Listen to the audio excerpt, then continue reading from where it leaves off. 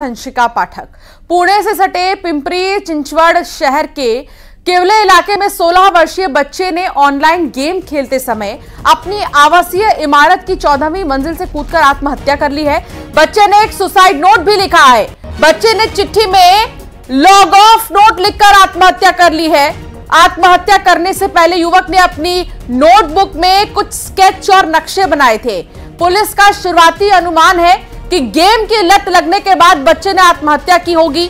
आत्महत्या करने वाले बच्चे के लैपटॉप का पासवर्ड अभी भी माता पिता और पुलिस को नहीं पता। इसलिए पिंपरी चिंचवड़ पुलिस के सामने जांच में यह बड़ी चुनौती है कि युवक ने कौन सा गेम खेलकर आत्महत्या की। पुलिस बच्चे की आत्महत्या की जांच के लिए साइबर एक्सपर्ट की मदद लेगी। हालांकि ये चिंता का विषय है कि आज के इस दौर में बच्चों पर गेम इतना ज्यादा हावी हो जा रहा है कि उनकी जान पर बात आ रही है और ऐसे में 14वीं मंजिल से कूदकर इस बच्चे ने जान दे दी है और सुसाइड नोट में लॉग ऑफ लिखा है। अमित हमारे संवाददाता साथ जुड़ चुके हैं। अमित, क्या जानकारी मिली है? कौन सा ये गेम था जिसको ध्यान में रखते हुए या जिसके स्टेप्स फॉलो करते हुए इतना बड़ा कदम इस बच्चे ने उठाया? देखिए, उसने एक पेपर पे ना HD कुछ लिखा हुआ था और शायद वो गेम का नाम है, ऐसा पुलिस का कहना है। और गेम टास्क पूरा करने के लिए इसने जो है 14वीं मंजिल से छलांग लगाकर जो आत्महत्या कर ली। और ये 10वीं कक्षा में पढ़ने वाला छात्र है और ये इसने गेम का टास्क पूरा करने के लिए उठाया। और मैं आपको बताऊं कि पुलिस ने जो है मृतक छात्र के कमरे से कागज बरामद किया। इस पर अपार्टमेंट और गैलरी जब कूदने का टास्क बना हुआ है, कागज पर लॉग आउट भी लिखा हुआ मिला और गेम की कोडिंग भाषा में लिखे कई अन्य कागज भी मिले। फिलहाल पुलिस ने दुर्घटना केस दर्ज कर लिया है और इसकी जांच शुरू कर दी और गेम के निर्माताओं इसमें शामिल लोगों की पहचान का प्रयास भी जो है पुलिस द्वारा जो जारी है। मैं आपको बताऊं, घटना 26 जुलाई की रात जो है केवले इलाके में हुई और 15 साल का उमेश माँ और छोटे भाई के साथ यहाँ रहता था, जबकि पिता नाइजीरिया में जॉब करते थे। और माँ ने पुलिस को बताया कि बेटे को 6 महीने से गेम की लत लगी थी। खाना पीना भूलकर खुद को घंटों कमरे में बंद रखता था, अकेले बातें करता था और 25 जुलाई को रात को खाना खाने के लिए बाहर आया और फिर अंदर चला गया। छोटे बोटे को बुखार था तो माँ उसके बाद बैठी थी। अचानक आधी रात की सोसाइटी के व्हाट्सएप ग्रुप पे मैसेज आता है कि एक बच्चा बिल्डिंग से गिर गया है। मैसेज पढ़कर माँ कमरे में गई, वहाँ उमेश नहीं था। फिर नीचे भागी तो पार्किंग में उमेश जो है खून से लथपथ पड़ा हुआ था। लेकिन हैरान करने वाली बात यह है कि उमेश के कमरे से जो है बिल्डिंग के 3 डिजाइन मिले और एक में बने मैप में बताया गया कि सुसाइड कैसे करनी है। अब पुलिस इस सबकी जांच में जुटी हुई। घटना गंभीर चिंता का विषय बताई जा रही है और जो उसका लैपटॉप है उसका पासवर्ड जो है वो माँ बाप को पता नहीं, तो उसे क्रैक करने के लिए साइबर एक्सपर्ट की टीम का जो है मदद दी जा रही है। लेकिन उस पर एक पन्ने पे HD लिखा हुआ था, शायद ही समझ में आ रहा है कि कोई HD नाम का गेम शायद होगा। लेकिन पुलिस अभी तक कंफर्म नहीं, जब तक इसका लैपटॉप खुल नहीं जाता तब तक ये रहस्य जो है वो उठ नहीं पाएगा। ये कितने साल का बच्चा था अमित? क्या जानकारी इसको लेकर मिल रही है? और लैपटॉप इसके पास होना, पर्सनल मोबाइल फोन होना, क्या कोई उम्र थी इस बच्चे की जो इन चीजों का वो इस्तेमाल करे? और वो कौन सा एप्लीकेशन था, किस प्ले स्टोर पर क्या वो अवेलेबल है या iOS पे अवेलेबल है, क्या हर जगह अवेलेबल है? देखिए, उम्र जो बताई जा रही है 16 साल बच्चे की बताई जा रही है। 10वीं का छात्र है ये बताया जा रहा है। और जो उनके परिवार की अगर बात की जाए यहाँ पर, तो पिता जो है नाइजीरिया में जॉब करते थे और माँ जो है वो भी जो है सर्विस करती थी यहाँ पर। बच्चों के साथ जो है यहाँ पर रहती थी। यहाँ पर छोटे बच्चे की तबीयत खराब थी, उसके बाद बैठी थी और ये खाना खा के अंदर गया। उसके बाद ये जाके नीचे 14वीं मंजिल से छलांग लगा दी। रहा सवाल ऐप के बारे में, तो जो पुलिस ने ये बताया कि अभी हम इसकी छानबीन कर रहे हैं। पुलिस को इतना समझ में आ रहा है कि एक गेम खेल रहा था, गेम का टास्क पूरा करने के लिए इसे छलांग लगा दी। लेकिन वो गेम कौन सा था, जब तक इसका लैपटॉप नहीं खुलेगा, जब उसका पासवर्ड क्रैक नहीं होगा, तब तक इस बात का खुलासा नहीं हो पाएगा। लेकिन पुलिस ने ये कहा है अपनी बाइट में कि कोई शब्द HD लिखा था, शायद वो गेम का नाम हो सकता है, लेकिन अभी तक वो कंफर्म नहीं है इसको लेकर। ठीक है, नजर बनाए रखिएगा अमित। कोई भी अपडेट होगा फौरन आपसे लेंगे। बहुत शुक्रिया फिलहाल जानकारी साझा करने के लिए। आपको पान सिंह तोमर तो याद ही होगा, जो जमीन की जंग में बागी बन गया। आज फिर पान सिंह तोमर का गांव चर्चा में है क्योंकि यहां फिर सुनाई दी है दहशत की ठाएं ठाएं। एक बार फिर हुई जमीन की जंग।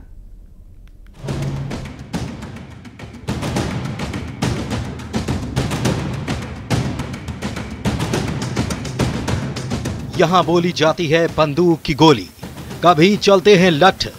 जमीन की वो जंग ही थी जिसने पान सिंह तोमर को बागी बनाया। एक बार फिर पान सिंह तोमर का गांव विवादों में है।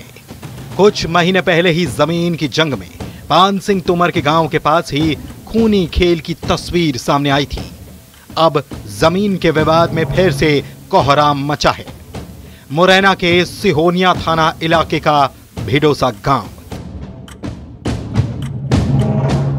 एक ही समाज के दो गुट आमने सामने हुए, जमीन को लेकर विवाद हुआ। फिर क्या था, विवाद में 5 लोग जख्मी हो गए। दरअसल अरविंद तोमर ने 2 दिन पहले ही इस विवादित जमीन का पुलिस और प्रशासन की मौजूदगी में सीमांकन कराया, लेकिन लवकुश तोमर और उसके घर वाले राजस्व विभाग के सीमांकन को मानने के लिए तैयार नहीं थे। नफरत की लकीर खींच गई। यही वजह है कि अरविंद और उसका भाई राजू सीमांकन के बाद खेत पर हल चलवाने के लिए पहुंचे। तभी लवकुश और उसके परिवार वाले पहुंचे। हंगामा शुरू हो गया। अचानक फायरिंग की आवाज सुनाई दी और उसके बाद लाठी डंडे चले। सीमांकन इनका एक दिन पूर्व हो गया था, लेकिन सीमांकन के बाद जब लोग मौके पर पहुंचे तो वही जमीनी विवाद को लेकर 2 पक्ष से जो है उनके बीच में झगड़ा हुआ और इसमें जो है थाना सिहोनिया में अपराध पंजीबद्ध किया गया। इसमें हवाई फायर किया गया है और उसको लेकर के भी इसमें अपराध पंजीबद्ध किया गया। इसमें देखिए 2 लोगों के घायल होने की अभी तक मेरे पास सूचना है। जमीन की इस जंग की तफ्तीश अब भी जारी है। Bureau report, news 18। बारिश का ब्रेक फेल है। आफत का अलर्ट भी जारी हो रहा है। बाढ़ के खतरों वाले इलाकों में प्रशासन लोगों को मुनादी करके चेता रहा है, लेकिन कुछ लोग हैं कि मानने को तैयार ही नहीं। बारिश में बन रहे हैं खतरों के खिलाड़ी। आखिर जिंदगी से खिलवाड़ क्यों? थोड़ी सी लापरवाही जानलेवा भी साबित हो सकती है।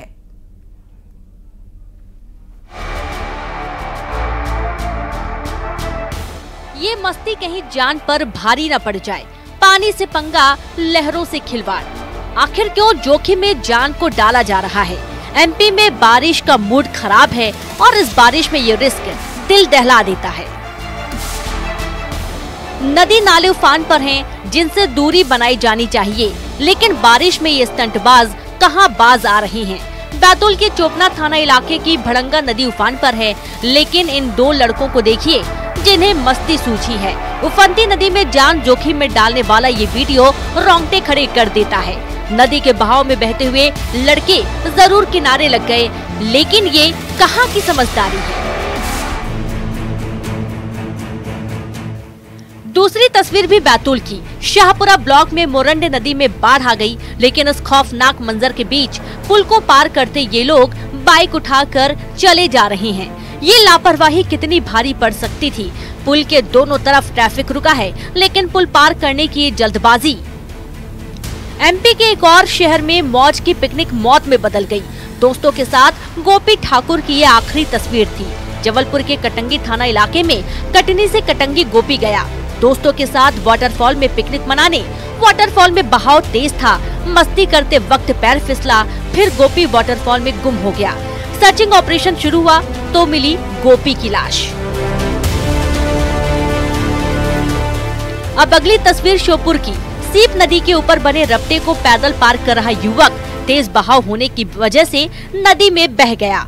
मानपुर थाना पुलिस युवक की तलाश कर रही है। एसडीआरएफ की टीम लगी हुई है। प्रशासन ने अलर्ट किया जारी, लोगों को हिदायत दी गई रपटा पार ना करें, लेकिन युवक जबरन रपटा पार करने लगा। इधर इंदौर में तेज बारिश के चलते पर्यटन स्थल पर मुनादी की जा रही है। सिमरोल में पर्यटन स्थल पर चेतावनी जारी की जा रही है। जोखिम वाली जगह पर जाने वाले लोगों के खिलाफ एफआईआर भी दर्ज हुई है। तो बारिश में जरा संभल कर। Bureau report, news 18, Madhya Pradesh, Chhattisgarh.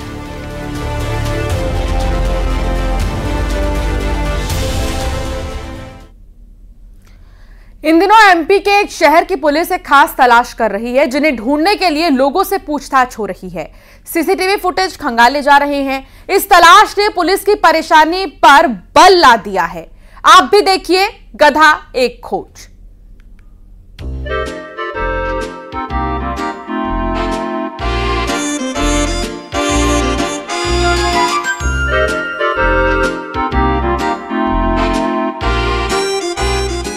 आखिर वो गए तो गए कहां? क्या उन्हें जमीन खा गई या फिर आसमान निगल गया? पुलिस की टीम उनकी तलाश में सीसीटीवी फुटेज खंगाल रही है कि कहीं से तो सुराग मिले। इस रिपोर्ट ने बुरहानपुर पुलिस की परेशानी पर बल भी ला दिया है। पुलिस वाले न तो किसी चोर उचक्के की तलाश कर रहे हैं, न ही किसी शख्स के लापता होने पर उसे खोज रहे हैं, बल्कि एमपी की बुरहानपुर पुलिस कर रही है गधों की तलाश। सुनिए गधा मालिकों का दर्द। वो गधे की रिपोर्ट लिखवाने के लिए। क्या हो गया? गधे चोरी हो गया हमारा। कितने गधे गायब हुए? ये करीबन 12 गधे। 12 गधे। घर आंगन से गायब हुए या गांव से? नहीं, घर आंगन से खुल गए थे। हम उनको देखने आए थे, यहाँ से पर उनके बच्चे दिख रहे, गधे नहीं दिख रहे हमको। तो उस आधार पर हमको शक है कि गधे हमारे चोरी हो गए। अभी सीसीटीवी कैमरे चेक करवा लो।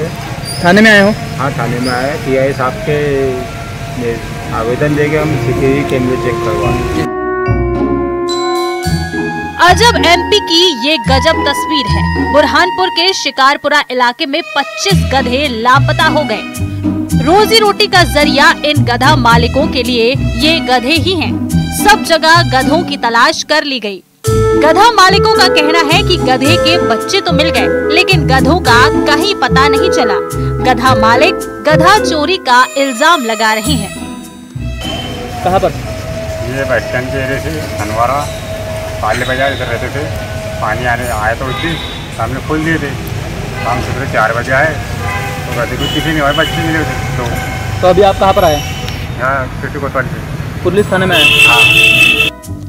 ये पूरा मामला थाने पहुंचा और अब पुलिस की टीम सीसीटीवी फुटेज खंगाल रही है। यहाँ कोई चांस नहीं कि पुलिस वाले ये कह सके कि ये दूसरे इलाके का मामला है। हम कुछ नहीं कर सकते क्योंकि गधे तो इसी कोतवाली थाना इलाके से गायब हुए हैं। हम कैमरे चेक करवा रहे हैं कि हमारे क्षेत्र में गधे आए भी कि नहीं आए हैं। और बारिश के दिनों में क्या है, जानवर वैसे भी मक्खी और पानी से बचने के लिए इधर उधर या घास मिलता नहीं तो इसके लिए इधर उधर चले जाते हैं। जिनको तलाश कर रहे हैं, यदि हमारे क्षेत्र में अगर आते दिखे, कहीं कैमरे में दिखेंगे तो हम उनकी तलाश करेंगे। तो गधा एक खोज जारी है। बुरहानपुर में गणेश बावस्कर के साथ bureau report, news 18 Madhya Pradesh Chhattisgarh.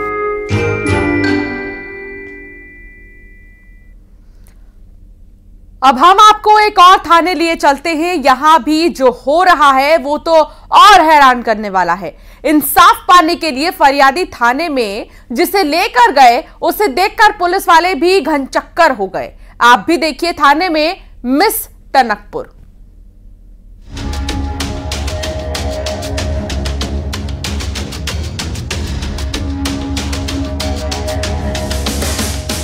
ये तस्वीर ही अपने आप में अजब है। थाने में इंसाफ दिलाने के लिए कभी चोर को पकड़कर लोग लाते हैं तो कभी बदमाश के खिलाफ रिपोर्ट लिखवाते हैं, लेकिन अजब एमपी की ये गजब तस्वीर है।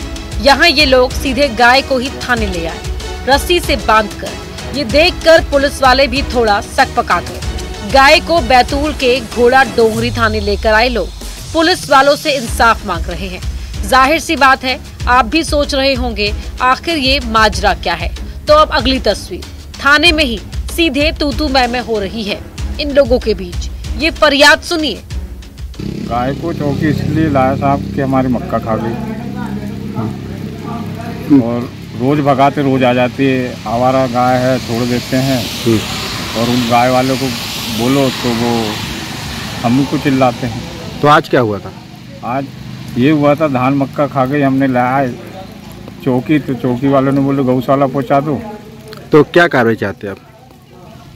हम ये चाहते कि गौशाला में पहुंचा दे। दरअसल ये किसान मवेशियों की धमा चौकड़ी से परेशान है। गाय खेत में घुस जाती है और फसल को नुकसान होता है। कई बार गाय को भगाया भी गया, यहाँ तक कि खेत में घुसे मवेशियों को खूंटे से किसानों ने बांध दिया, लेकिन इन्हें उल्टा पुलिस वालों से फटकार मिलती। गायों के मालिक थाने जाकर फरियाद करते कि उनके जानवरों को पकड़ लिया गया है।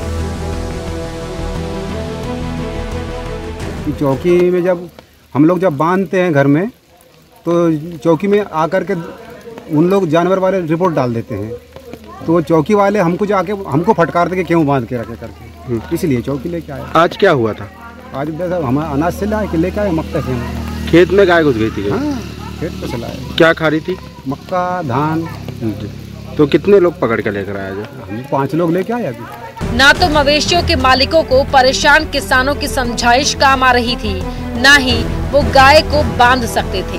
तो ये तरकीब निकाली, सीधे थाने ही आ गए कि साहब अब हिसाब कीजिए। ये भी कहा कि गाय को गौशाला भेजिए और गाय के मालिक को जेल। अक्सर ऐसे मामलों में तस्वीर खतरनाक भी हो जाती है। कई बार तो ये विवाद खूनी शक्ल भी अख्तियार कर लेते हैं। नौबत खून खराबे की भी आ जाती है। तो ऐसे मामले आसानी से सुलझा लिए जाए वही अच्छा। न्यूज़ 18 मध्य प्रदेश छत्तीसगढ़ के लिए बैतूल में ऋषि नायडू के साथ ब्यूरो रिपोर्ट। दिल की ये दहाड़ है, एमपी की शान है, जिनके दीदार के लिए सैलानी तरसते हैं। एक झलक दिख जाए तो पर्यटक रोमांच से भर उठते हैं। दुनिया के सैलानी एमपी के बाघों की दहाड़ के दीवाने हैं। अंतर्राष्ट्रीय बाघ दिवस पर देखिए खास रिपोर्ट, दिल बाघ बाघ हो गया। हिंदुस्तान के दिल में ये दहाड़ सुनिए। देश ही नहीं बल्कि दुनिया के सैलानी मध्य प्रदेश के बाघों की दहाड़ के दीवाने हैं। दुनिया में चलता है इनका सिक्का। ये बाघ इतने खास हैं कि इंटरनेट पर इनकी धूम रहती है। चाहे पेंच की महारानी हो या फिर सुपर मॉम, कॉलर वाली बाघिन के दीदार को बेचैन रहते हैं सैलानी। कान्हा के सेल्फी वाले बाघ से सैलानियों की फ्रेंडशिप के किस्से भी सुनाई दिए। नीली आंख वाले बाघ की धूम रही। बांधवगढ़ टाइगर रिजर्व के बाघों के बागबान को भला कौन भूला है, जिसने टाइगर रिजर्व को जीरो से हीरो बना दिया। सतपुड़ा टाइगर रिजर्व का सुल्तान भी किसी से कम नहीं है। मध्य प्रदेश की शान में बाघ 4 चांद लगा देते हैं। बस इनका एक बार दीदार हो जाए तो सैलानी रोमांच से भर उठते हैं। मध्य प्रदेश में माकूल इंतजामात किए गए। ऐसा माहौल दिया गया कि बाघों को टेरिटरी बनाने में कोई दिक्कत नहीं हुई। कम समय में 20% से ज्यादा बाघ बढ़े हैं। 7 टाइगर रिजर्व हमारे पास हैं। 25 लाख से ज्यादा पर्यटक आते हैं।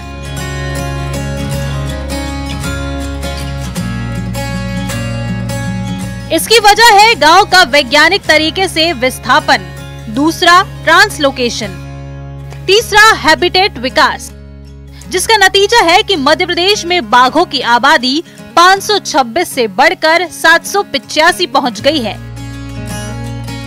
पिछले 4-5 साल में 259 बाघ बढ़े हैं। जी हाँ, दिल बाघ बाघ है। Bureau report, news 18 Madhya Pradesh Chhattisgarh.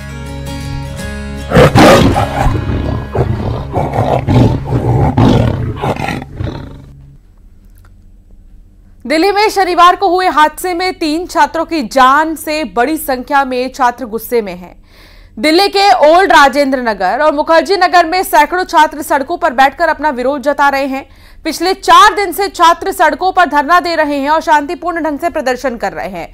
छात्रों की घटना की दोषियों पर जल्द एक्शन के साथ ही उनके हितों की रक्षा की भी मांग छात्रों की तरफ से की जा रही है।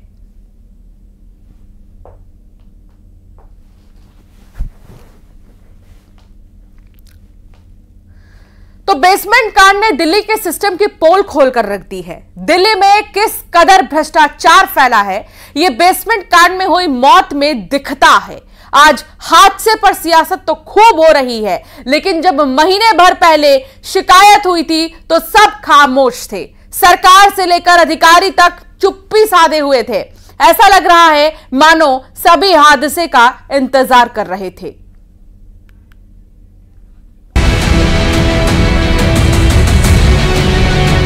कोचिंग के गटर में डूबा कौन? गटर वाली लाइब्रेरी से बचा कौन? दिल्ली में मौत के कितने तहखाने? अब ये सब सिर्फ एक नंबर है। गटर वाली लाइब्रेरी में फंसकर मरा कौन? परिवार ने किसे खोया? देश ने किसे खोया? अब ये सब सिर्फ वो नंबर लिस्ट हैं जिन्होंने सिस्टम की लापरवाही में डूबकर जान दे दी।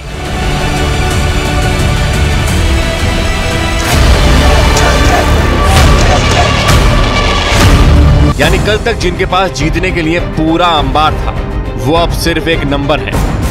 वहारे सिस्टम, वहारे सरकार, वहारे कारोबार, तुम सब ने मिलकर फिर कुछ नंबर बढ़ा दिए। जो हादसा आसानी से टल सकता था, उस पर धृतराष्ट्र बनकर बैठ गए। जिस कोचिंग सेंटर में कोचिंग सेंटर के नाम पर अंडरग्राउंड डेथ चैम्बर बना हुआ था, उसके खिलाफ 26 जून को ही शिकायत हुई थी। करोलबाग के किशोर ने दिल्ली सरकार को लिखकर बताया था कि यहाँ बिना एनओसी कोचिंग सेंटर चलाया जा रहा है, लेकिन विभाग के धृतराष्ट्र शिकायत पर काली पट्टी बांधकर बैठे रहे।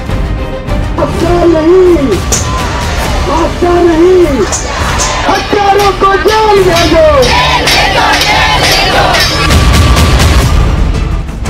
शिकायत पर 2 महीने तक कोई कार्रवाई नहीं हुई तो किशोर कुशवाहा ने फिर रिमाइंडर भेजा।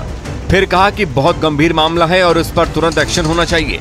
लेकिन ये शिकायत भी गले तक गटर में डूबे दिल्ली के सिस्टम की आंखों में भी लापरवाही का कीचड़ साफ नहीं कर पाई।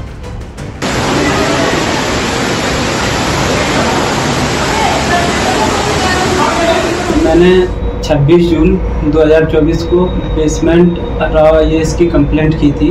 इस संबंध में पब्लिक ग्रीवेंस पोर्टल के माध्यम से केंद्र सरकार एवं राज्य सरकार को बताया था कि कैसे ओल्ड राजेंद्र नगर एवं साउथ पटेल नगर में और पूरे पटेल नगर में लाइब्रेरियां और कोचिंग बेसमेंट में संचालित होते हैं। और स्पेशली मैंने राव IAS की बेसमेंट की कंप्लेंट की थी क्योंकि उसमें दुर्घटना होने की संभावना लग रही थी।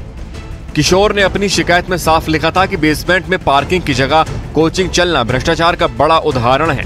लेकिन दिल्ली के भ्रष्टाचार का सिस्टम इतना मजबूत था कि उनकी शिकायत ही दब गई। और अब उनकी शिकायत पर चर्चा तब हो रही है जब तान्या, श्रेया और नवीन इस बदबूदार सिस्टम की भेंट चढ़ चुके हैं।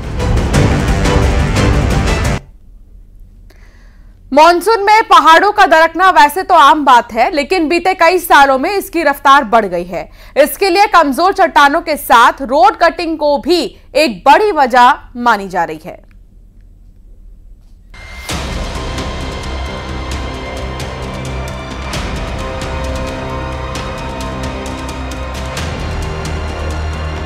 मॉनसून में उत्तराखंड का शायद ही कोई ऐसा इलाका है जहां दरकती पहाड़ियों ने तांडव न मचाया हो। लैंडस्लाइड की ज्यादातर घटनाएं उन इलाकों में हो रही हैं जहां बड़े प्रोजेक्ट चल रहे हैं, जिसके लिए पहाड़ों का सीना भी छलनी किया जा रहा है।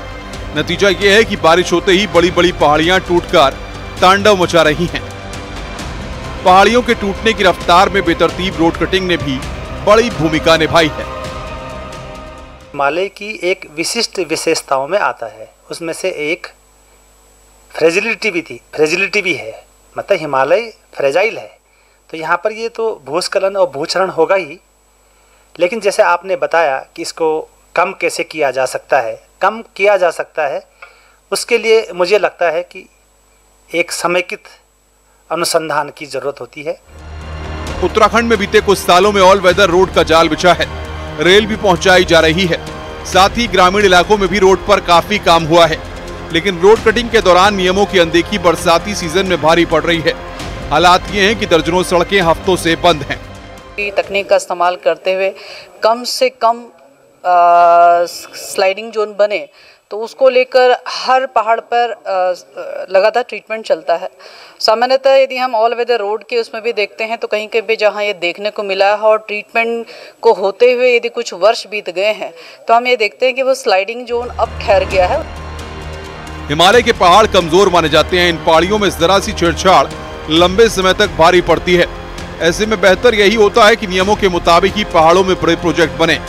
इससे लैंडस्लाइड की घटनाओं को कम किया जा सके और लोगों को भी प्रोजेक्टों का फायदा मिल सके। किशन जोशी के साथ पिथौरागढ़ से विजय वर्धन उप्रेती की रिपोर्ट।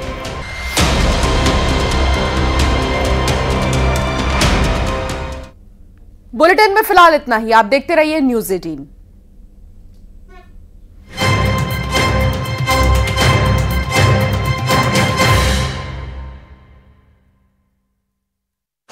क्राइम ब्रांच ने नकली नोट छापने वाले